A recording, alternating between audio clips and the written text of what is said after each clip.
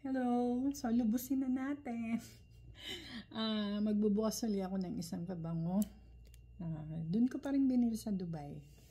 So, ito yung Irresistible Givenchy, yung Eau de Parfum nila.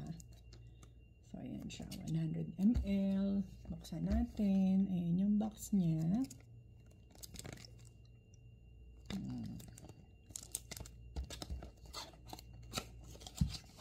Yan. Ano to?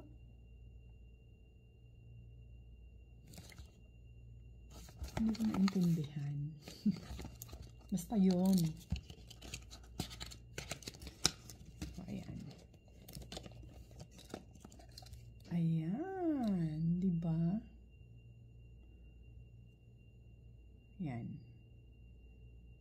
Kita nyo? Ang ganda ng bote niya, no? May, square. Pero dito wala. Walang design. Dito lang yan sa likod. Ayan, no? May texture. Dito is flat lang siya. Pero pag tinignan mo sa harap, kahit sa likod, akala mo meron din yung harap nung ito, yung design. So, ayan. First time kong magkaroon itong Irresistible from Givenchy. Pero, meron akong mga Givenchy na pabango. Yung Linterdit. Meron akong 3 Linterdit. Yung EDP, Intense, at saka yung Rouge. Ayan, meron ako. Nakabili ako nung nag-sale sila sa site. Parang once a year lang sila nagsisale. Talagang aabangan mo. Bihirang-bihira sila mag-sale. And yung sinisale nila, pagka may bagong labas sila, hindi kasama sa sale yun. So, kaya hindi ko to nabili nung nakabili ako ng mga Givenchy. Yan. Pero yung totoo, hindi talaga to yung ina-eye ko. Ang gusto ko talaga is yung floral.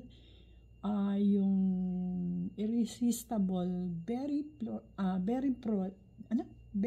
floral. Nabubulol. So, yun talaga yung gustong-gusto ko na mabili siya. Yung matangkad yung bote, na medyo pink siya. Ito kasi is medyo beige. Ma-pink na ma-beige. Yan. Yung very floral is matangkad, makitid, ganyan. Tapos mas matangkad. Tapos kulay pink siya. So, yun talaga yung gusto kong bilhin. Pero nung nasa duty free na ako, mas nagustuhan ko to. Kasi mas powerful yung niya. Yung amoy niya. Ayan, ay hindi pala. Iba pala to. Ano ba to inaamoy ko? Chanel pala to. So, ito siya. Spray natin. Ayan. Ayan siya. Binuksan ko na siya para ma-display ko and para magamit. Kasi pag nasa box lang siya, makakalimutan ko siya gamitin. So, ito naman yung sticker niya na ginawa ko. And nandyan din yung notes niya. Ayan. So, ang problema ko, textured nga yung likod, magpa-flat kaya siya? Yun ang tanong. Hindi ko naman pwedeng sa harap ilagay kasi ang pangit naman. Kung sa gilid ko na lang ilalagay. Kasi pagka sa likod, baka umangat. So, ayan. Sa gilid ko nilagay yung sticker niya. Meron siyang fur, beret, rose, Irish, musk, and Virginian cedarwood. Ayan. Ang bango talaga ng mga cedarwood. Yeah, ang bango niya. Pero bibilin ko pa rin yung very floral pag nag-sale. Hindi ako bibili ng hindi sale kasi medyo pricey siya.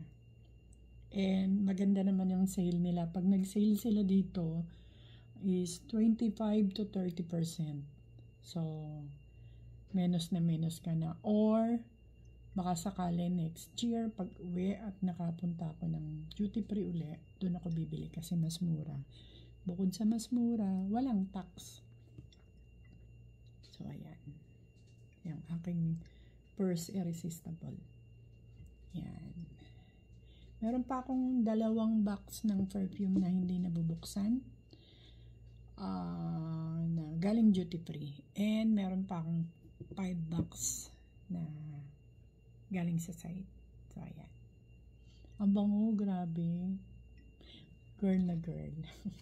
So, maraming salamat. Bye!